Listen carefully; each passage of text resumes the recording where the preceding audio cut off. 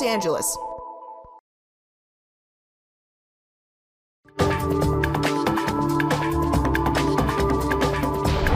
سەرۆک بایدن نیشان دیارکردنا کو دێ دەست بە کەمپێنە گەڕەکاتیە سەرۆکاتیە لە 2024 بکە. مازنەکار بەدەستێکی سوپای پازداران دەبێژە ئیران بهیڤیا کوشتنە سەرۆکێ بەرێ و مازنەکار بەدەستێن دیێن ئەمریکیە. و مالباتên Sûrî li Tirkiye li pêş avahiyên herftiyên erdhejê çadir vedane ji bo vehewandina zarokên xwe.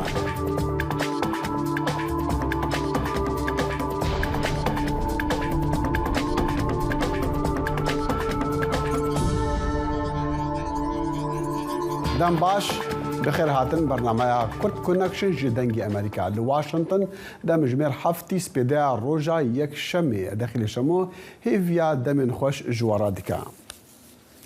Serok Joe Biden amaje bi plana namzedkirina xwe ji bo hilbijartinên serokatiyê li sala 2024 da piştî ku xanima yekê Jill Biden yek ji nîşanên herî zelal xuya kirîn ku سەرۆک dê ji bo gerek duem ya serokatiyê kempênê bike.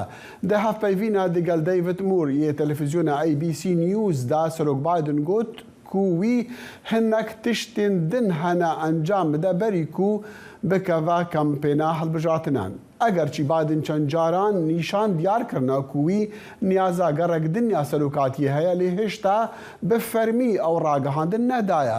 Ew hewl dide wê gumanê ku ew hind pîr û bi emir mezin e bi kêrî gerek diya serokatî nayê verrevîne. Niha Biden 86 saliye xanima yekê Jill Biden gote Associated Press ku gelek nemaye bi tenê dem û cihê ku serok namzedkirina xwe lê rabgehîne. Serokê Ukrayna Volodymyr Zelenskî kêfxweşiya xwe nîşan da li hember cizayên nû yên Amerîka lê dijî Rûsya qedexeyên herî dawîz di tirî 100 saziyan hem di Rûsya da û hem jî li seranserî cîhanê vedgire weka bank û aliyên ku dezgeh û kerestên berrevaniyê didin Rûsya. Zelenskî di axaftina xwe ya şevêdî de got ji bo ku tiştek nemîne ji ihtimala êrîşa Rûsya re dê ew ciza berdewam bikin. Wî got jî ew ciza li dî jî pêşesaziya berrevaniyê û sektorê darayî dewleta tîrorîsta Rûsyaya. Salekê piştî destpêkirina şerê Rûsya lê dî jî Ukrayna Mosko êrîşên xwe yên wêrankar li ser vî welatî didomîne li hember berxwedanek tund ji gelê Ukrayna re. Hevalbendên Rûsya yan hevalbendên Rojavayî jî di piştgirtina xwe ya Ukrayna de û gelê Ukranî de yek girtîne. سەرۆک جۆ بایدن بە سەردانێکی کتوپڕ بۆ ئۆکرانیا چووە ناوچەی جەنگەوە وێڕای مەترسیەکانی ئاسایش.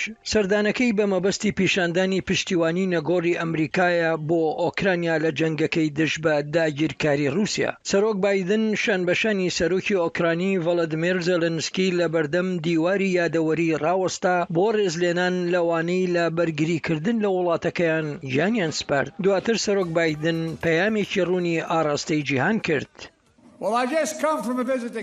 من لە سەردانێکەوە هاتووم بۆ کیێڤ. دەتوانم بڵێم کە کیێڤ خۆڕاگرە و سەربەرزە و هەروەها لە هەمووی گرنگتر ئازادە. بەڵام جەنگی گشتگیری رووسیا زیانی گیانی گەورەی بە ئۆکرانیا گەیاندووە و بە ژێرخانی ئابووری و هەروەها بە هاوڵاتیانی. ئینستیتوتی دیموکراتی نیشتیمانی دەڵێت لە سەدا 37 ئۆکرانیەکان ئەوانەی بەشداریان لە لێکۆڵینەوەکەدا کردووە دەڵێن ئەوان هاوڕێیەکیان ئەندامێکی خانەوادەکەیان لەدەستداوە لەو کاتەوەی ساڵێک لەمەوبەر جەنگەکە دەستی پێکرد. لەگەڵم دژواریە سەختانەدا کەچی ئۆکراینیەکان زۆر گەشتبینن. ئاستێکی بەهێزی پشتیوانی بۆ ڕایبەرایەتەکان هەیە و هیوایەک لە ئارادایە کە بە پشتیوانی نێودەوڵەتیە ئەم جەنگە بە زووی کۆتایی دێت. مارچین وەلسکی دەڵێت رووسیا زانیاری چاواشەکاری بەکارهێناوە بۆ هەوڵدانی بۆ کردنی ئۆکرانیەکان و قایلکردنیان کە ڕۆژئاوا وابەستەی وڵاتەکەیان نییە. ناوبراو دەشڵێت بەڵام ئەم استراتیژیە ئەنجامی پێچەوانەی هەبووە. لە سەدانەوە دوونەی ئوکراینەکان دەخوازن ببینن کە ئوکراینە ببێتە ئەندامێکی یەکێتی ئەوروپا. لە 1970 دەخوازن ئوکراینیا پەیوەندی بە هاوپەیمانی ناتۆ بکات. جامە پشتیوانیی زۆر بەهێزە ئەوەی بە درێژای ساڵی ڕابردوو بەدیمان کردووە. مایستەر سوورمانە کە ببینیت ئۆکراینەکان چەند لە ئەنگری ئەوروپا و هەروەها ناتۆن. من بە درێژای تەمەنم هیچ شتێکی وەک ئەمەم نەبینیوە. میکۆلا دەڤیدیلۆکی شیکاری سیاسی ئۆکرانی هاوڕایە. داگیرکردنی ئۆکراینیا لەلایەن رووسیاوە هاوپەیمانەتی ناتۆ یەکێتی ئەوروپای لە ئۆکراینیادا ئەو پەڕی ناودار کرد و هاوڵاتیان تێگەیشتن لەوەی کە تەنها ڕێگەمان بەرەو ڕۆژاوایە. ئێمە زۆر بە خێرایی بەرەو ئەو ئاراستێ دەڕۆین. هاوکات هاوڵاتیانی ئاسایی ئۆکرانی دەڵێن دوای ساڵێک لە جەنگ و هێرشە موشکیە بەردەوامەکانی رووسیا بۆ سەریان بەڵام ئەوان بەهێز و خۆراگرن. لە ڕۆژی 24 مانگی دوودا هەمومان پێکەوە گردووینەوە و ئەوەمان پێشاندا لە ڕاستیدا ئێمە یەک وڵاتین و نامانەوێت رووسیا داگیری بکات. لەگەڵ هەموو تۆپبارانێکدا ئێمە بەهێزتر دەبین و لەگەڵی ڕادین و ڕۆژانە دەژین. ئەمە بەهێزترمان دەکات و ئەوە پیشانی دوژمنەکەمان دەدەین کە ئێمە سڵ لە هیچ ناکەینەوە. هاوکاتی ئەوەی جەنگەکە بەردەوام و بەڵگەکانی تاوانەکانی جەنگی رووسیا لە ناوچە ڕزگارکراوەکان ئاشکرا دەبن، لێکۆڵینەوەکە ئەوە دەردەخات ئۆکرانیەکان ئەو پەڕی وابەستەی سەرکەوتن و هەروەها ڕزگارکردنی هەموو ئەو ناوچانن کە لکێنراون بە رووسیاوە و داگیر کراون. بۆ میرۆسلاڤا گۆنگادز، سمکۆ عەزیز، دەنگی ئەمریکا. فەرماندەیەکی باڵای سوپای پاسداران ڕاگەیاند ئێران هیواخوازە دۆناڵد ترامپ سەرۆکی پێشووی ئەمریکا و مایک پۆمپیۆ وەزیری دەرەوەی ئەو کاتەی ئەمریکا و کەسانی دیکە بکوژێتن وەک تۆڵەی کوشتنی جەنەڕاڵی باڵای وڵاتەکان لە ساڵی 2020. جەنەڕاڵ ئەمیر عەلی حاجی زادە بەرپرسی بەشی چالاکی ئاسمانی سوپای پاسداران بە تەلەڤیزیۆنی فەرمی ئێرانی گوت پەنا بەخوا ئێمە دەتوانین دۆناڵد ترامپ، مایک پۆمپیۆ، کنس مەکێنزی و ئەو فەرماندە سەربازیانەی کە فەرمانی کوشتنی قاسم سلێمانیان دابوو بکوژین. 3 ساڵ لەمەوبەر جەنەڕاڵ قاسم سلەیمانی پلانسازی چالاکیە سەربازیەکانی ئێرانی ئەو کاتە لە ڕۆژهەڵاتی ناوەڕاست لە هێرشێکی فڕۆکەی بێ فڕۆکەوانی ئەمریکا لە عێراق کوژرا. ئایا ئێران توانای ئەوەی هەیە سەرۆکی پێشووی ئەمریکا دۆناڵد ترامپ و کاربەدەستە باڵاکانی ئەمریکا بیکا بە ئامانچیان حتا تواناشی هەبێ بیر لە ئەنجامەکانی کارێکی بەو شێوە دەکاتن؟ بۆ وەڵامی ئەم پرسیارە و چەند بابەتێکی تری پەیوەند بە ئێران میوانداری خانم دڵنیا ڕەحیمزادە چالاکوانی سیاسی لە ستۆکهۆڵم سوید دەکەین. دڵنیا خانم ئەم کاتت باش، سپاس بۆ کاتی جەنابەت. تۆ بڵێ مەبەست لەم ڕاگەیاندنەی ئێران کە ترامپ و کاربەدەستانی تری ئەمریکا بکرێن بە ئامانجی سوپای پاسداران چی بێ؟ سلااو ڕێزم هەیە بۆ ئەوە بینەرانتان. لە ڕاستیدا ئێران 3 ساڵی لەبەردەست بووە بۆی کە گەر بیویستە تۆڵە بکاتەوە، بەڵام بۆچی لەم ساتە وەختەدا و لە تەلەڤیزیۆنی فەرمی خۆیان شتێکی وەها ڕادەگەیەنێ و هێرش هەڕەشەی ئاشکرا دەکا بەرەوڕووی ترامپ و پۆمپیۆ و چەند کەسایەتیەکی تر، بە بڕوای منەوە دەگەڕێتەوە بۆ زەعیف بوونی کۆماری ئیسلامی لە ناوخۆوە. کۆماری ئیسلامی بەردەوام هەوڵی هەڕەشەکردنی داوە، بەڵام ئەوەی کە لە تەلەڤیزیۆنی ناوخۆی خۆی ئەوە ڕادەگەیەنێت من پێم وایە گوشاری لەسەر لەلایەن لایەنگرەکانی خۆی لە ناوخۆی خۆیەوە بۆ ئەوەی کە ئەوان بە قەناعەت بگەیەنێت کە ئێمە هێزمان هەیە، ئێمە بەهێزین، ئێمە توانایی ئەوەمان هەیە بەرپرسانی باڵا نیشانە بگرین و بیان کوژین. بەڵام ئەوەی کە 3 ساڵ وەستاون و نەیان کردووە ئەوەش بۆ خۆی دەگەڕێتەوە هۆی ئایا توانایان بووە، ئەگەر تواناییان بووە بۆچی نەیان کردووە. من پێم وایە شرایەتی ئێستا دەگەڕێتەوە بۆی کە ئێستا لە ناوخۆی خۆی تووشی کێشە بووە لەلایەن لایەنگرەکانی خۆیەوە لە ناوخۆ تووشی کێشە بووە دەیەوێت ئەوان بە قەناعەت بێنێت. من بەهێزم و هێزم هەیە. بەڵام ئەوەی کە دەبینین لە ڤیددیۆکەدا کە موشکێک کە ئێران هەڵی داوە باسی ئەو موشەکە دەکاتن کە وتوێتی ناوێ ئامانجی ئەملاو ئیلا بیکا، بەڵام ئامانجی سەرەکی ئەوەیە کە کاربەدەستانی باڵاکانی ئەمریکا بکا بە ئامانج. دڵنیا خانم چەند بابەتی هەیە لەسەر ئێران ئەم چەند ڕۆژەی ئێستا بۆ نمونە ئەسۆسیێتد پرێس هەواڵێکی دەربارەی ئێران بەڵاو کردووە و ئێران دان بەوە دەنێ کە بۆ یەکەم جارە یۆرانیۆمی پیتاندووە تا ئاستی لە سەدا 84. ئەمە تەحەدایەکی تری جیهانە، ئەمە تا چەندێک ڕاستە، یانی شتێکی وان کرد یان ئەگەرش کردی بێت تەحەدای جیهانە؟ لە ڕاستیدا لە ئەگەری ڕاستبوونی ئەو قسەیەدا یا واتە پیتاندنی یورانیوم بە ئاستی 84% واتە 6 ڕێژەیەکی زۆری نەماوە بۆ ئەوەی کە بتوانێت بۆمبی هەستەیی دروستکات. ماوەی چەند هەفتەیەکی پێدەچێت کە بتوانێتەوە دروستکە و چەند هەفتەیەکیان لە بەردەستدایە ئەگەر بیانەوە بەرەنگار بنەوە. بۆیە ئەوەی کە تا چەند ڕاست بێ بۆ خۆی ئێران ڕەتی دەکاتەوە وەکو هەمیشە کە ڕەتی کردێتەوە، بەڵام لە هەمان کاتیشدا ئەمڕۆ هەواڵی ضد و نەقیس هەیە لە ناوخۆی ئێرانە کە دەڵێ ئێمە توانایی ئەوەمان هەیە رادیۆئەکتیڤ و نازانم موادی مربوط بە بۆمبی هەستەیی و ئەوانە سادر بکەین بۆ دەرەوەی ئێران. بۆیە ئەوەی کە تا چەند ڕاست بێ لە ڕاستیدا لە ماوەی داهاتوودا دیاری دەکرێت، بەڵام لە ئەگەری ڕاستبوونیدا ئەوە زۆر یەک لە وڵاتانی منتەقە لە مەترسیدا دەبن و من پێم وایە ئیسرائیل و ئەمریکاش کاردانەوەی جدیان دەبێت بەر لەوەی کە بگات بە ئەو ئاست. دنیا خانم دوێنێ نرخی تومەنی ئێران بە نزمترین ئاست بەرامبەر بە دۆڵاری ئەمریکی تۆمار کرا. هەڵبەتە دەوترێ ینی ڕێژەی هەرە زیادەی کە پارەی ئێرانی وەکو بڵێ نرخی کەم بووتەوە دوای خۆپیشاندنەکانی چەند مانگی ڕابردوو بوون. ئەمە نیشانەی چییە؟ ئابلۆقەکانی وڵاتانی دەرەوە هەموو ئەم ماوەیە هەموو تەسیر و کاریگەری بۆ لەسەرەوەی کە ڕێژەی دۆلار بە بەرزترین ئاستی خۆی بگا. ئەمڕۆکە قیمەتی دۆلار یاخود سعری دۆلار بە بەرزترین ئاستی خۆی لە 27 ساڵی ڕابردوو لە کۆماری ئیسلامی گەیشتووە. ینی هەتا ئێستا تمەن لە ئێران ئەوەندە بێ ئەرزش نەبووە لە تاریخی 27 ساڵی ڕابردوویدا. یەکێک لە هۆکارەکانی دەگەڕێتەوە بۆ ئەوەی کە ئابلۆقەکان و تەحریمەکانی وڵاتانی ئوروپا زۆرتر بووە بە نسبەتی ئێرانەوە. ئەوە یەکێک لە کاریگەریەکانی یەکێکی تر لە کاریگەریەکانی ئەوەیە لە دوای خۆپیشاندانەکانی ئەم ماوەیەوە وڵاتانی دەرەوە پەیوەندیەکانیان کەمتر کردوتەوە لەگەڵ ئێران و بربەست بوون لە ناردنە دەرەوەی دراو بۆ وڵاتانی منتەقە تەنانەت بۆ عێراق و لوبنان و وڵاتانش نەیتوانیوە بە شێوەی ئاسایی بینێرێتە دەرەوە. بۆیە ئەوانە هەموو هۆکارگەلێکن کە دەتوانێت ڕێژەی دۆلار بباتە سەرەوە. لە هەمان کاتیشدا خەڵک متمانەی نەماوە بە بانکەکان و پوڵەکەی دەکێشێتە دەرەوە. زیاترین پارەی نەقدینە ئێستا لە ناو بازار و لە دەستی خەڵکدایە.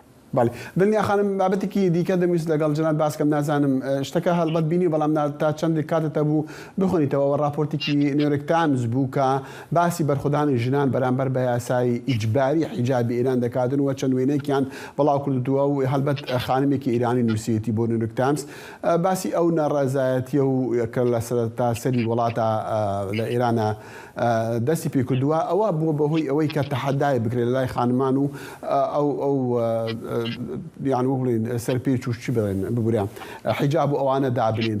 یعنی ئەو راپۆرتە کە بینیمان بە وێنە لە ناو ئێرانە وێنەکان بڵاونێتەوە ئەوە نیشانەی چییە؟ لە سەرەتای دەستپێکردنی ئەم شۆڕشەوە زۆر کەس لە لایەنگرانی جمهوری ئیسلامی لە دەرەوە لە ڕاگەیاندەکان لە ڕۆژنامەکان هەوڵی ئەوەیاندا بارودۆخەکەی ئێستای ئێران بەرەو ئاسایی بکێشن و بڵێن کێشەی خەڵک تەنیا حیجابە و ئەگەر ئەو کێشەیە هەلبێ یاخود کێشەیان فقط پۆلیسی گەشتی ئرشادا دەیانویست ئاستی داواکاریەکانی خەڵک بهێن نەخوارەوە و بە عالەمی ئاشکرا دەیانووسی و دەیانوت کە ئەو شۆڕشە یاخود ئەو ئێعترازانەی خەڵک بۆ گۆڕینی کۆماری ئیسلامی نییە، بۆ گۆڕینی هەندێک یاسایە. و نووسینی ئەم بابەتەی کە ئەم خانمەش ئەم ڕۆژنامە نووسەی کە بە تازەی بڵاو بۆتەوە دیارە ئەم خانمە دەمێکی هەوڵی ئەوە دەدا کە وەزعیەتی ئێران ئاسایی و نۆرماڵ نیشاندا.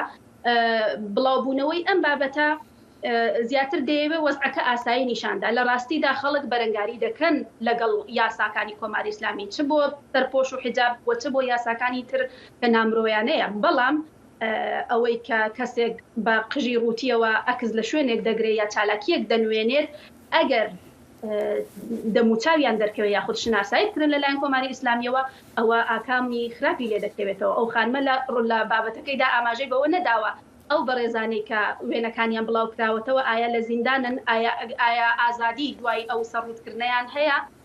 لە ڕاستیدا نانیانە. ئێستا ئێران هەر کەسێک سەری بە جۆرێک دیاربێ هەر چۆن بەرەو ڕووی مەحسا ژینا ئەمینی بوونەوە هەر بۆ شێوێش بەڕووی خەڵکی تر دەبنەوە. دڵنیا ڕەحیمزادە چەلەکوانی سیاسی لە ستۆکهۆڵم لەگەڵ ئێمە بوو. زۆر سوپاس دەکەن دڵنیا خانم. باس بۆ ئێوەش.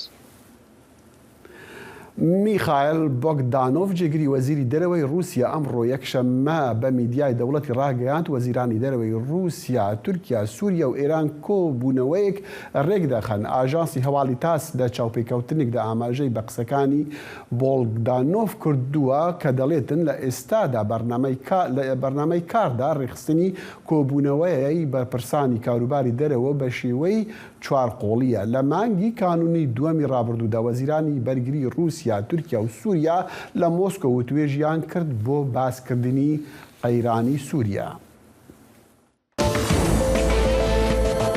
دەنگی ئەمریکا سەرچاوەی متمانە پێکراوی هەواڵ و زانیاری.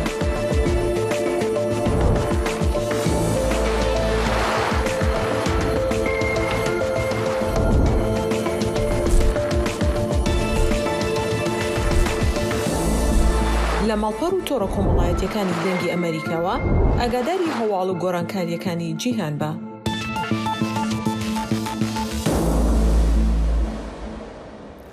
لە دەمێ گەڕیان و هەوڵن ڕزگارکردنا کەسێن ساخ مای ji bin avahên herftiyên erdhejî li Tirkiyeyê mamostayekî mûzîkê li parêzgeha Hatayê gîtarek nîv şikestî derxist. Niha ew mamostaya wê gîtarê bikartîne ji bo ku mûzîkê ji zarokan re lê bixe. Bu tren gidiyor ama nereye? Mamosteyê müzikê Mehmet Şahin li navendeke stergehî ya konan ya li bajarê Hatayê bo zarokên ku ji erdhêjên kujer yên li Tirkiyeyê rizgar bûne bi gîtareke şikestî stranan dibêje. Şahin di xebatên lêgerîn û rizgarkirinê de di qada avahiyeke hilweşiyayî de ev gîtar dîtiye. Dema ku Şahin biriya cîranan gîştiye xwediyê wê jêre gotine ku êdî ev gîtar nehewceye. Enkaz alanlarında Ez ji bo pênc rojan di qada avahiyekê helwişan dîde dixebitîm me gelek kes bi saxî rizgar kirin yan jî yên mirî derxistin. Me ev gîtar di yek ji malan de dît lê me xwediyê wê nedît. Piştre biriya cîrana re em geştin xwediyê malê biriya cîrana û wan ji me re got ew naxwazin tiştekî ji wî xanî bistînin. Lê ji ber got me dixwest bi zarokan re hin tiştan bikin xwestin got em wê gîtarê ji bo vê yekê bikar bînin. Gotin bila ev ji bo zarokê din bibe cihê dilxweşiyê. Dilxwazên komê her roj li vê navenda konan çalakiyên cûr bê cûr li dar dixin.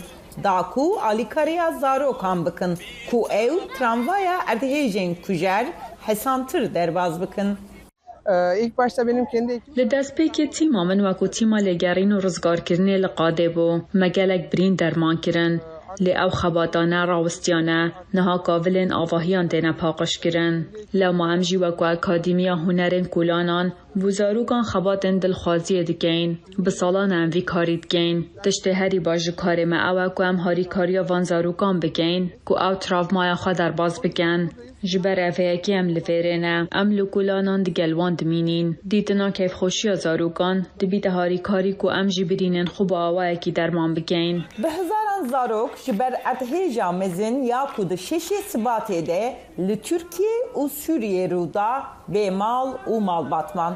Ew niha bi van alîkariyan hîn dibin ka çi qewimiye û ew ê çawa bi vê rastiya xemgîn û fîkarên xwe re rûbirû bimînin. Buradaki hedefimiz tabii öncelikle dayanışma. Armanca me ya bengehîn berdewamkirina piştevaniyê ye. Ew li dû hev û bi dubarekî rastî trawmaya giran hatin. Wendahiyên mezin çêbûn. Piştî ku mirov rûbirûyê êşê û wendahiyên di vê astê de dimînin. Riya yekem ya gihiştina wan ya di warê derûnî de ev e. Piştevaniya wan bike û nîşanî wan bide ku kesekî din jî dikare êşa wan bibîne. Pêngava pêşî ye ya ku diçeya başbûnê ev e. Fona alîkariya zarokan ya neteweyên yekbûyî UNICEF diyar kir ku ji ber erdhêjên li Tirkiye û Sûriyê herî kêm 5 milyon zarok bandor bûne. Ku ji wan 2 milyon û nîv hewcedarê alîkariya mirovî ne. Bi taybet jî ji bo wan پێویستیە ئالیکاریە دەرونی یا دێمودەست هەیە. یونیسف هەروەها بۆ زارۆکێن مەغدوورiyên لە حرەمên erdhêjan banga pirtir alîkarî û piştvaniyê dike. Özlem Yasak, Dengê Amerîka. بێگومان زارۆکبەری هەر کەسێکی دی ڕاستی ترس و ترۆمایە دەبن لە دەمێ کارەسات و دەردەسەریان و پێتر جاران ژی ئەو تێنج بیرکردن نەها پشتی ئارتەژا لە تورکی و سووریە ڕەوشاوان چاوایە گەل و مافێن وان تێن پاراستن پێویستین وان یەن هەری مەزن وێ چ بن بە مەڕا ژ تورکیە برێز سەیهان ئاڵۆ ژ تۆڕێ ڕێڤەبەریا کریزیان لە ئامەد و سامسۆریک و تایبەت بە مافێ زارۆکان ئەو کار دکا. گەلکی سوپاس کێکی سایان تەڕا مەدوخواست ئەم بزان ڕەوشە زارۆکان ئینکوڕاستی ترسێ بوونا ژە ئەنجامی ئارتێژێ نەها چاوایە و چاوە وان نادیبینن. سپاس مامۆستە سپاس دکەم ji bûna derneberê ji me re tevlîbûna hene navê min Seyhan civek nazim piştî destpêkê de dixwazim biya ser li Amedê 15 salî em hatin cevherim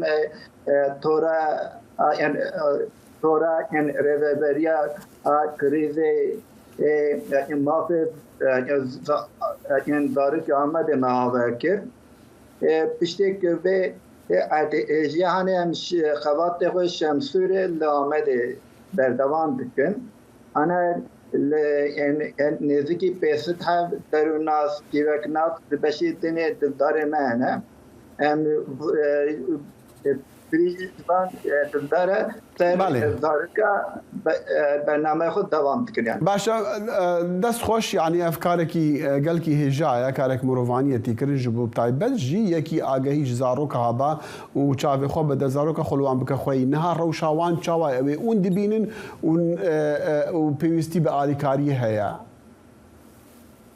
Belê te jî got bi rastî jî zarok ji bûna me pir girîngkin ji bûna ku piştê ku vê erdêşkanê teva tramva derbas kiriye li ser mezin heye li benê em ê ku ji bo vê tramva çawa derbas kin em pirî jî xebatê xwe ser wê ana domînin şemsûrê li stêciya ana xebatê me berdam dikin li Amedê jî stêciya me xebatê xwe devam dikin. Ev ê Amedê dora cemê dijê nêzîkî 3000 çadir wê derê hene nêzîkî ser 5000 zarok wê derê hene li qada Amed sporê jî wê derê jî 5000 zarok zêdetir hene li qada Newrozê jî nêzîkî 1000 hene. Kekî Seyhan min dixwast bizanim wetîra xwe derûn nas civak nas kesên taybet hene ku wan zaroka bibînin bi wan re paxivin derdê wan ji bîra wan bibin nexweş bikevin çareser bikin hene yan na bi taybetî derûn nas. Belê nêzîkî em bêjin 450 dildarê me hene ji vê 450 250 civeknas û derûnasin.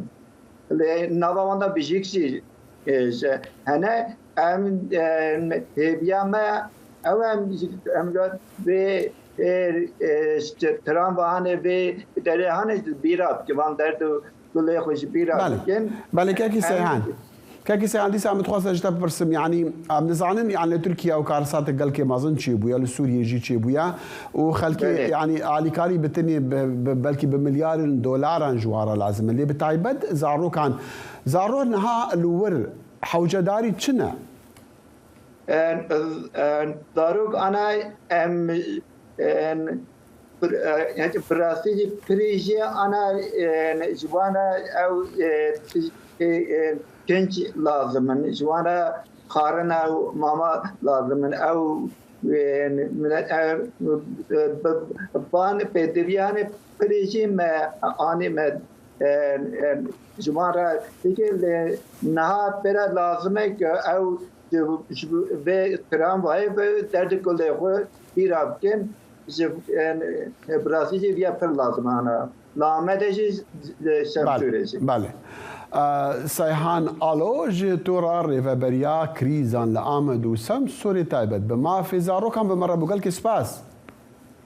سپاس کمیجی. مالباتن سوریین لحتای ترکیای جبر بهابونا جیانی نچار بونا بدرفتین خو بشیان خال نزیک مالین ویرانبوی کمپان آوا بکن خیواتان ودن و تیدا زاروکن خوا و حاولن بمليونان پنا برین سوری شر نافخوی ولاتی خوا پنا برنا ترکیه و نها بمليونان لوانا جوان دباجارن کو راستی ارتهجی بونا دمینن. لە شاری ئەنتاکیا لە باشووری تورکیا چەند خێزانێکی پەنابەری سووری کەمپێکی بچووکیان لە نزیک ماڵەکانیان داناوە کە بەهۆی ئەو بوومە لەرزەوێرانکاریەی سەرەتایی ئەم مانگە تورکیا و سووریای گرتەوە زیاتر لە 47,000 کەسی کوشت و تا دێت ژمارەی گیانە دەستدان لە بەرزبوونەوەدایە. والله ما حسنا نطلع أول شيء ضلينا شيء 7 أيام. سەرەتا بۆ ماوەی 7 ڕۆژ لێرە ماینەوە بۆ ئەوەی برازاکانم لەژێر داروپەردووی خانۆکاندا دەربهێنی. 16 کەس لە خزمەکانم گیانیان لەدەستدا. دوای ئەوەش کە لە داروپەردەکان دەرمانهێنان بە خاکمان سپاردن و دواتر چوینەوە مێرسی. 4 ڕۆژ لێ ماینەوە. کرێی خانوو زۆر گرانە لە 8 بۆ 10,000 و داوای ساڵێکیش پێشێکی دەکەن. ئێمە ناتوانین ئەو هەموو پارەیە بدەین. خانەوادەکان ڕوونی دەکەنەوە کە ناچار بوون بە ڕێگەی خۆیان کەمپەکە دابنێن. هەندێک دەڵێن هەوڵیان داوە بەرەو پارێزگاکانی دراوسێ بڕۆن وەک زۆرێک لە دانیشتوانی ئەنتاکیا پێشتر کردویانە. بەڵام بەهۆی زۆری تێچووی ژیانەوە ناچار بوون بگەڕێنەوە. ئەحمەد دەڵێت هەموو شتێک زۆر گرانە بۆیە گەڕاینەوە ئێرە. هەموو شتێک لەوێ زۆر گرانە. من تەنها یەک کوڕم هەیە بۆ یەگەڕاینەوە ئێرە و بینیمان هەموو دەراوسێکانمان لێرە لە کەمپەکەدا دەژین. لە سەرەتای دەستپێکردنی شەڕی ناوخۆوە نزیکەی 4 میلیۆن هاوڵاتی سووریا لە تورکیا نیشتەجێ بوون. زۆر لەو کەسانی پارێزگەکەیان بەجێهێشتووە گەڕاونەتەوە. کاتێک پەیوەندیمان پێوە کردوون باسی گرانبوونی نرخەکانی ئەوەیان بۆ کردین. پارێزگا هەیە بە هیچ شێوەیەک هاوڵاتی سووری وەرناگرێت. هاوڕەیەکم پێیوتم کە چۆتە 3 پارێزگا و نەیتوانیوە کارێک بدۆزێتەوە. لەوێ کار نییە. تێچوونی بژێوی بەڕاستی گرانە ئەگەر بتەوێت با دەرامەتی خۆت بژیت. لە ماوەی 12 ساڵی ڕابردوودا بەشێکی وڵاتی سووریا وێران بووە و نزیکەی 9 میلیۆن کەسی تێدا کوژراوە و میلیۆنانی دیکەیش ئاوارە بوو. وریاکاڵێ دەنگی ئەمریکا. ڕایەدارên Tirkiye saziyên ragihandinê asteng dikin li demê Rûmala arthejê û hewlên rizgarkirinê û alîkariya xelkê li wan cihên ku rastî wêraniyê bûne. Ew dibêjin ew saziyên mîdyayê navê Tirkiya xerab dikin. Ji bo zanîna rastiya li ser erdê em ê mêvandariya berpirsê saziya Botan International Birêz Murad Bayram bikin. Kekî Murad dem baş spas bo demê we yani rewşa rojnamegeriyê niha van rojan li Tirkiye çawa ye aya dikarin bi azadî karê xwe bikin? Merhaba, ev dem û hemî demên te û hemî bînerên we xweş bin. Pirseka gelek di cih de ya pêşiya ku em bersivê bidin ka vê biryara dadgehê çi tesîr li medyaya Kurdî kiriye, em dîmenê giştiyê medyaya Kurdî li Tirkiyeyê pêşkêş bikin dê baştir be ji bo bînerên we jî. Eger piçkê bi lez, eger piçkê bi Kurtî fermû. Çendtaniyeyekê de ez ê çendtaneyan bidim û bes ne. Li gor Saziya Îstatîstîkaniya Tirkiye li Tirkiye 2071 rojnameyên weşanê dikin hene ji wan tenê yek Kurdiye. û ji televizyonan jî li gor Rûtûkê dezgeha bilinda radyo televizyonan 477 televizyonên fermî li Tirkiye hene û ji van televizyoneka nûçeyên Kurdî pêşkêş bike ya serbixwenîne tenê yek heye ew jiya dewletê ye. Dema ku em li rewşa rojnamegeriya Kurdî li Tirkiye dinêrin tekane rê dimîne ji bo rojnamegeriya Kurdî ew jî medyaya dijîtal e. Yani rojnamegerî ji bo rojnameyan nemaye di televizyonan de ji ber gelek qanûnan de zehmetî hene nikarin hebin tekane rê dijîtal e. Vêca ev biryara dadgeha Sulh û Cezayê ya Enqereyê ya astankirina 344 linkan 344 hesaban تحصیل که گلک مزن لسر پاشروجا روزنامه‌گری کردی یا لترکیه کرد چون تکانه جهگو روزنامه‌گری کردی دکاری هبه او پلتفرم دیجیتال بود او کتیب مدرسیات نبونه بله کاکی مراد ام دزانن بری چند روزان بریار هات گرتن کوچندین سازین راگهاندنی میدیا لترکیا ورن داخستن یعنی اوین کو بریار گرتنوان هاتی دان چاوا وشانن خو نه هادکن دوی پیشیان ویدشت زلال بکن بریارا گرتنا دزگه که نه هات داین بریارا آستانکرنا هنک لینکان هات داین حسب دست من دانه 344 حسابان 234 جوان لینکن تویتر نه تنه جبو یک دزگه مدیایه به تمامی داخواز آستانکرین هاتیا خواستن او جی قنال که پودکستان یا کردیه ناوه هوربینی پودکسته یندی جبو نوچه که وان جبو وینه که وان آنجا جبو پاروکرینه که وان داخواز آستانکرین هاتیا داین جبو نمونه جبو مجی جبو نوچه که لسر کردان داخواز آستانکرین هاتیا داین ما بس اجل چه وقت دی بیجن داخواز آستانکرین جبو نوچه یک تایبت تکرین بو نمونه او سازی و فکری بمینه دکاره کاری خوب که لی لینک کیان بابت یک تایبت نی وشاندن نی بلا وکرین بله تنه جبو 15 مال پران یک جار وکرین اوی جه ترکیه هاتی آستان کرن جوان دو کردینه یک رودا پیشی هات کرتن پاشه هات وکرین یا دوی جه آوست هایه یندی حساب این کردانن لبل نه کردینه انگلیزی و ترکینه جبلی وان حساب کردان حساب روزنامه‌گر که هولندی یا کل سر کردان نوچان چید که جی هاتی آستان کرن بگشتی لینک هاتن آستان کرن جبون من یا آستان کرن لسر تاریخ کردان بود بله که مراد من تخصص از بزنم یعنی رایدارن ترکیه دی بیجن گلک سازی هنا ناوی دولتی ناوی حکومت ترکیه خراب دکن يعني وكروج نمافان روشا قشتي دي شوبيني يعني حياة چند مثلا ارتهجي لتركيا وتدي بشتي ويجي مثلا اليكاريا وهول رزقار كرني بشوي كي راسو درستي رومال كرن تي واشان خو دكن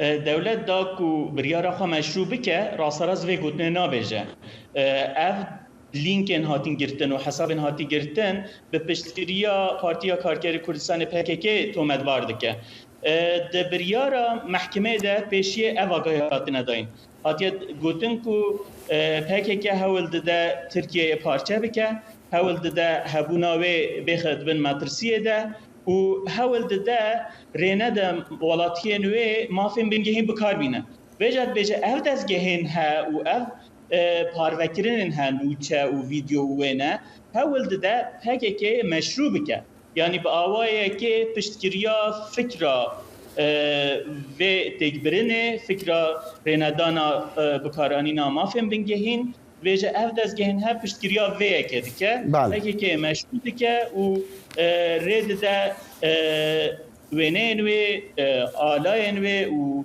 هبوناوی برچاو ببه بلي بقشتينها اون لعمد الجهندي يعني خبات تخدي كانوا رومالا وان هولين رزقار كرني ديكن نها ديار رزقار كرن هولين رزقار كرني هاتنا راوستاندن لي مثلا اليكاريا يعني وندجهن وان جهينكو اليكاري دجهن جبوكو مزان كج جكودري دجهن چاواتن بلاوا كرن وكو ميديا وندكارن في آلی رومال بکن از دکارم چاودرین خوین وکه روزنامه‌گره که ببیجم جبر کو از بخواج یکش مخدورن ارتش ما کو دما ارتش چه بوی از دیاربکر بو مخانیه مجی ضرر های و پشتی هنگه جبو نوچهان از شوم سمسور و هاتای و انتابه و الجهندیجی من کاری از چاودریه بکم که او آلیکارین ها دگیهی ولاتیان آننا جهه پیشی از شویم سمسور بو سمسور ریان به زلالی دیار کرن کود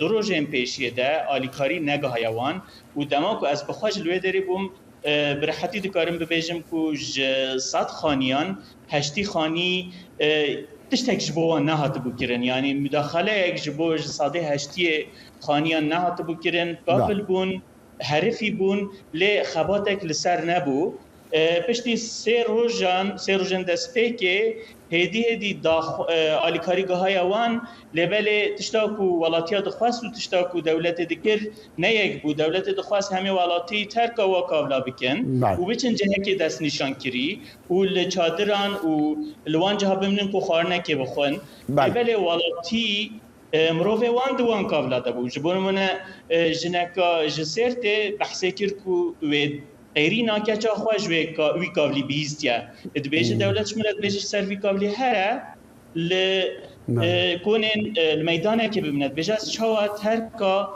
وي كابلي بكم من دنگ كاچا خوا بيستيا انجي كاچ بله چیروکی غمگین هنگه که مراد گل که سپاس جبوتا مراد ابرام برپرسی سازیا بوتان انترناشنال بمرا بو گل که سپاس ارهبي رخصيك ما في حيوانان امريكي خباتي ديكا جبو رزقار كرنا اجلن كو دارتهاجي ويران كرنا كو لتركيا وسوريا دا دبن آواهيان دا آسما بون لغوري هجمارن رخصتيا چاره سر كرنا اجلان وانا خوال لزيدتري صد بشيك کوچک و حیوان دن کو د آواهیان د آسما بون خودی درکتنا و بو خودی معنا او خودی لوانا درکتنا کار بدستن ترکیه دی بیجن نزدیکی 173,000 آواهی کو 534,000 آپارتمان بونا و یکین دیجی د ارتجی دا آششی صبات دا یان هلوشیانه یان جی زیان گهایا وانا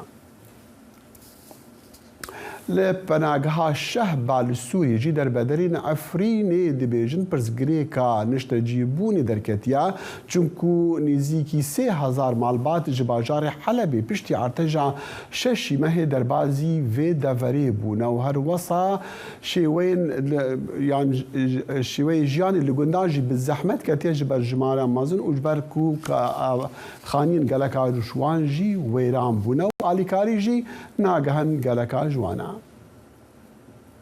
احمد رشو 34 سالیه باوی 4 زاروکانه جبر عرده جامازن یا شش شباته تف مالباتا خواه جباجار حلب در بدربونه کوخانی وان حرفیه و جبری پناگاه شهبا تو در تو نبو کو خاله بگرن او نها دبن وی چادره ده دمینن کوره و بری آخواسر و کجه و حواندن کومی و گرتیه لیپیدوی با آلیکاریه هیا یعنی اف چادر یعنی چخو آیله که دکافی ام 22 آیله د چادر که دونه یعنی جیما پر زحمت و چادر جی حتی نو امکانی جمار جویز نکرنه و یعنی دست که مثلا مول من حلبه تنه مول مساقات بی یعنی پر زحمته و هم دوازن چادر رو چیکن وی ملاتی رو مساعده کن لگوردانه فرمی روبری آخواسر جده مرد هجیده پرترجسی 1000 مالبات آنکونیزی 15,000 کس جباجار حلبه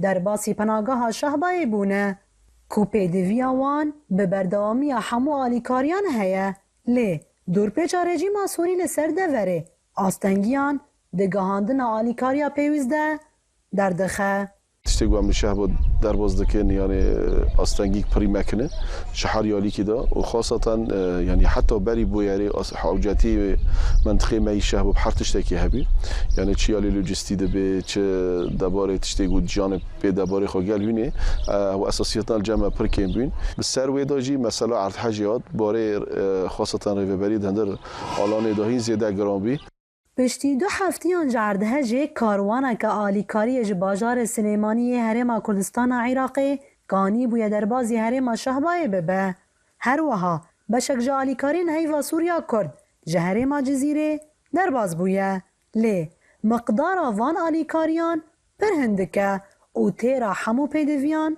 ناکه ملت وردا جیان دکی خاصتا ملت کی کوچ بره پرانی وانج در وی آلانه چش عفرینه بینه چش باجار د شهبا بینه گیلور بجه بینه امکانی وان تنه سر امکانی وادا مگو کوچ بری که عجرجی چه بیه ف یعنی یال انسانی دا یال مروایی دا هر یاله کی داد به انسان به هر بالی کار به ضغط لسر حس یالیان چه به دندر سوری داج بو مسئله معبر وان وکرن لپناگاه شهبا کو پرتیج 100,000 دربدرن عفرینی لیدجین زرارا زیده یا عردهجه ده مال و خانیان ده چه بویه چمکی گلک جوان ده انجام شر سوریه ده شخص قطبون ده نواوی روشه ده آلوزیا جه نشته جهبونه بویه پرزگریک کل کلک مالباتن جه حلب دربدر بونه پر مالباتن کل گندن شهبا دمان او جی به جهبونه نوروز را شدنگ امریکا شهبا کێشەکانی نێوان پارتی وێچیتی بێ چارەسەری ماون لە کاتێکدا یەکێتی ئێستا هەڕەشەی ئەوە دەکاتن کە یەک لایەنانە لەگەڵ بەغاکار بۆ جێبەجێکردنی پرۆژەی پێشتر تایبەت بە موچە و داهات بکاتن ئەگەر پارتی یەک لایەنە لەگەڵ بەغدا دانوستان بکات لەسەر کێشەکانی هەرێم. پامری دەنگی ئەمریکا سنوور کەریم لە سلێمانی لەگەڵماندا. سنوور ئەم کاتت باش چی نوێ هەیە لەبارەی ئەو کێشانە و چارەسەرکردنی کێشەکانی نێوان پارتی وێچێتی؟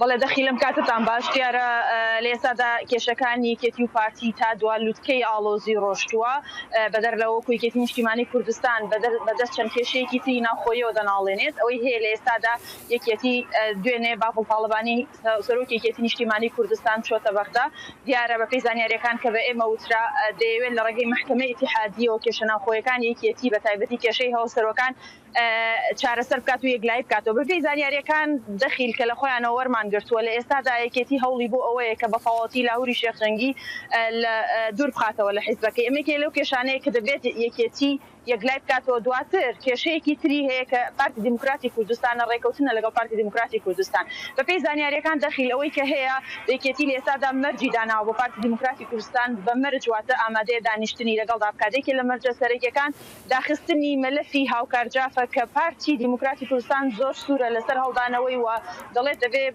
ڕێکارە یاساییەکانی کەیسی تیرۆری هاوکارجاف بە ڕێڕەوی خۆیدا بڕات بەڵام یەکێتی بە مەرج و توێتی کە دەبێت ئەو کەیسە بە تەواویدا بخرێ اینجا ئامادەی دانوستانە بە پێی زانیاریەکان کە لە بەرنامەکە لەگەڵ ئەندامێکی سیاسی ئەو حیزبە قسەم کرد ئاماژەی بەوە کرد کە پرسێکی تر پرسی هەڵبژاردنەکانە یەکێتی مەرجی داناوە بەوەی ئەگەر ئەوان کەیسی هاوکارجاف بە تەواوی دانەخەن و مەسەلەن نەکەونە ڕێکەوتن لەگەڵ مەرجەکانی یەکێتی قبول نەکەن ئەوان ئەگەر بۆ هەڵبژاردنەکانی داهاتوو مەرسومی بڕیاری مەرسومی سەرۆکایەتی هەرێمی شەبێ ئەوان پێوەی پەیوەست ناچن ناو هیچ هەڵبژاردنێکەوە یەکێکی تر لەوانەی کە باسمان کرد بۆ بوورە جەناب فەرموو قسەکەت تەواو کە مادەم زیندووکردنەوەی کەیسی لامەرکەزیەتی ئیداریە سەر بە پارێزگای سلێمانی واتە لە ڕووی ئیداری و داراییەوە هەرێمی شاری سلێمانی بە تەواوی وە زۆنی ژێردەستی یەکێتی نیشتیمانی کوردستان ببرێتەوە بەغا لەبەرەوەی یەکێتی پێی وایە لە ڕابردوودا پارتی دیموکراتی کوردستان ئەو وەفدەی کە بەناوی حکوومەتی هەرێمی کوردستانەوە چوە ناو کۆبوونەوەکانی حکوومەتی لەگەڵ حکوومەتی ناوەندی واتە لە بەغا تەواو وەفدەکە وەفدێکی پارتی دیموکراتی کوردستان بوو ئێمەش بینیمان کە هیچ ئەندامێکی یەکێتی نیشتیمانی کوردستانیانە بوو بۆیە حکومەتش جارێکی تر دەوێت فشار لە پارتی بکاوە مەرجیشی هەیە وەفدەکەش بەناوی حکوومەت. باشە سنوور دەمویست بزانم یعنی پارتی وەڵامی یەکێتی ئەدا داواکاریەکان یان تا بە شێوەیەک لە شێوەکان هەڕەشەکانی یەکێتی؟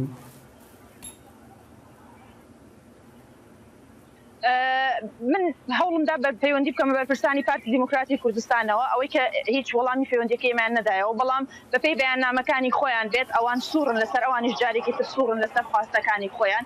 من لەگەڵ کاک سعدی پیرە ئەندامێکتری سیاسیەکێتی نیشتیمانی کوردستانیش قسەم کردەوە ئاماژەی بەوە کرد کە کاک باڵ نەک بۆ ڕاگەیاندنەکان ئەمە قسەی نەسی خۆیەتی کە کاک باڵ بە ڕسمی لە هەفتەی ڕابردوودا بە ئەندامانی مەکتەبی سیاسی حیزبەکەی ڕاگەیاندووە کە ئێمە دەبێت بە هەموو شێوەیەک ئیشمان بۆ ئەوێ لەگەڵ پارتی دیموکراتی کوردستان گرژەکانمان خاو بکەینەوە و دانیشتن بکەینەوە. ئاماژەی بۆ کرد ئەمە بۆی ئەلام نییە، ئەمە تەنیا پرسێکی جددیە قسێکی جددیە کەکراوە و بڕیاری لەسەر دەدرێ بۆیە یعنی هیوەمان هەیە کە لە قۆناغەکانی داهاتوو لە چەند هەفتەی داهاتوو کۆبوونەوە بکرێ. بەڵام چاودێران ئاماژە بۆ دەکەن کە بەیاننامەکانی هەردوو حیزب ئاماژەیەکی ڕوونە دەلالەتێکی ڕوونە بۆی کە پەیوەندیەکان لە لوتکەی گرژیدا بۆیە پێ ناچێت بە ئاسانی ئەم کۆبوونانەوە یاخود دانیشتنی نوێ یاخود ئیتفاقەتی نوێ ئیمزا بکرێت. لەگەڵ ئەوەشدا یەکێتی وەکو چۆن هەڕەشەیەوە دەکاتن ئەگەر داواکاریەکانیان بۆ تایبەت بە هەڵبژاردنەکان جێبەجێ نەکری ئەوانە وا دەکەن کە بە یەکجاری لە هەرێمی ژێردەسەڵاتی خۆیان هەڵبژاردن نەکرێن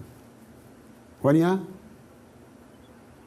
بەڵێ بەڵێ دەخیلێکێک لە بابەتەکان کە باس کراوەیەک لە شارەکان یەکێتی نیشتیمانی کوردستان ئەوەیە کە دەڵێت من نایەڵم هەڵبژاردن لە سنووری ژێر دەسەڵاتی خۆمدا بە هیچ شێوەیەک بکرێ ئەگەر پارتی مەرجەکانی من یاخود خواستەکانی منیان نەچێتە ژێرباری خواستەکان یەکێتی نیشتیمانی کوردستانەوە تەنانەت ئەگەر وەکو ئاماژەم پێکرد بڕیاری مەرسومی سەرۆکایەتی هەرێمیش بۆ ئەنجامدانی هەڵبژاردن دروست ببێ بدرێت بەڵام یەکێتی پێوەی ڕای دەگەێنن کەوان پێوەی پێیوەست نابن بۆ بڕیارەوە. باڵێ سنوور کەریم پەیامەری دەنگی ئەمریکا لە سلێمانی ڕاستەخۆ لەگەڵمان بوو. زۆر سوپاس سنوور.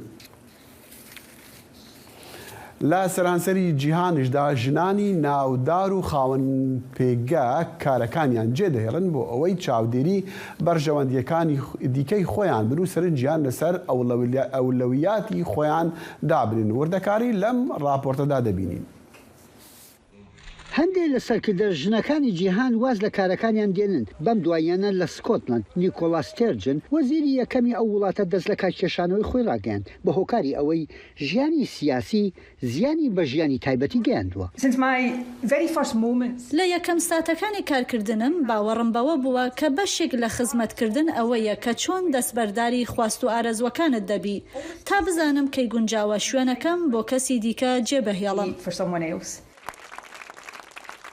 بەڵێ پارتەکەی لە پاڵنانی سکۆتلند بۆ سەربەخۆیی تووشی شکست بووە بەڵام ستێرجن بە شانازی و ڕایگەن دەخوازێت کاتی زیاتر لەگەڵ خێزانەکەیدا بەسەر بەرێت. لە نیوزلنداش جاسیندا ئاردن لە مانجی یەکدا دەستی لە سەرۆکوەزیرانی وڵاتەکە هەڵگرت کاتێک هەڵ ئاوسان ناودارەتی پارتەکەی تێکدا بوو دایکایەتی وەک هۆکارێک بۆ جێهێشتنی پارتەکەی خستە ڕوو. دەزانم ئەم کارە چی دەخوازێت دەزانم چیتی ئەوەندەم لە توانادا نییە کە دادپەروەرانە لەگەڵیدا بڕۆم. لە ئەنجومەنی نوێنەرانی ئەمریکا سیاسەتمەدار نانسی پلوسی لە مانجی نۆڤەمبەردا دەستبەرداری ڕۆڵی خۆی بوو. لە ئەفریقاش سەرۆکی دادگای ئەثیوبیا لە مانجی یەکدا دەستی لە کار کێشایەوە. ئایا ئەمە دەست لە کارکێشانەوەی گەورە ژنانی سەرکردەیە؟ ئەوەی لەو دەستکار لە کێشانەوەی ژنانی سەرکردەدا دەیبینین ئەوەیە کە سیستەمی دەسەڵات دۆستی ژنان نییە. گرنگی سەیری ئەو سیستەم و دامەزراوانە بکەین کە لە بنەڕەتدا لە ڕووی مێژوویەوە پیاوەندایان ناون ئیدی ئەوەش کاری پێدەکرێت. لەم نێوەندەدا لێکۆڵەرەوەکان وای بۆ ئەچن کە ژنان بیانەوێت لە بواری بازرگانیدا دەستکەوتی گونجاو و باشتریان دەستکەوێت لە چاو ئەو کارانەی ئێستاەن بشیانەوێت کە زیاتر لە ماڵەوە کار بکەن تاوەکو ئاگاداری خێزانەکانیان بکەن. پێم وایە ئەوە کارێکی ئاساییە کە کەسێکی بەخێوکە لە سەرکردایەتی دابێت. هەندێک لە توێژەرەوەکان دەریان خستووە ژنی سەرکردا توندی و هەروان نەرمونیان نامێننەوە زیاتر هەست بەوە دەکرێت کە خەڵک بە دڵیان نابێت تەنانەت لە ژنانیشەوە. سەرۆکی پێشووی مالاوی بە ڕۆژنامەی گاردیانی بەریتانیا وتووە کە رەخنەگرانی زۆربەی ژنان بوون بەڵام هەموو شتەکان نەرێنی نین بۆ ژنانی سەرکردا. شارەزا دەڵێن کارکردنی نیوەی هەفتە بۆ ژنان لە ئەوروپا یارمەتی دەربووە. هەروەها بوونی کۆتا بۆ نوێنەرایەتیکردنی ژنان لە بارزگاییدا. هەروەها زۆر لە کلتورەکانیش ڕازین کەوا ژن سەرکردایەتیان بکات. لەو کولتورانەی لە مێژە سەرکردایەتیکردنی ژنان تێیاندا بە دامەزراوەی کراوە وڵاتانی سکاندیناڤایە کە پشگیری گەورەی ژنان دەکەن بۆ سەرکردایەتیکردن. کاتێک نانسی پلوسی چەکوشەکەی ئەنجومەنی نوێنەرانی دانا سەری سوورماوە کە ژمارەی ئەو ژنانەی لەو شوێنەی بۆ ماوەی 35 ساڵ کاری تیاکردووە زیاتر بوون. یحیا بەرزنجی دەنگی ئەمریکا بۆ راپۆرتی لۆرێل بەومان لە واشنگتنەوە. خەڵکی تاخەک لۆس ئەنجلسی دووشەمبێ ڕاستی باهۆزەک نەیاسایی بوون نەئاسایی بوون و چەندەڤەرن کالیفۆرنیا دانەبەرخۆ ڤیدیۆیا کو ji hêla rûniştvanekî kastek ve hatiye kişandin nîşandida ku befrê rêgirtina li demê ku her berdewam jî her befr dibarî لسری یعنی جهین بلندین و داوری نزیکی 85,000 مال و کارگاه لداور لوس آنجلسی روزا شامی به الکتریک مانا باهوز و بفری جهین بلند گرتن و گلک باران لدشتی باری سازین خدمت کش و هوای یا نتوی یعنی اجتماعی امریکا هوشداری دایا کو دی باهوزک زوستانی بهز لکالیفرنیا و لچار گوشین کالورادو، یوتا، ئەریزۆنا و نیومەکسیکۆ ئیرۆ یەکشەمێژێ بدۆمینە. هەلبەت دەمەک درێژە و کەش و هەوای ئەمریکا بگشتی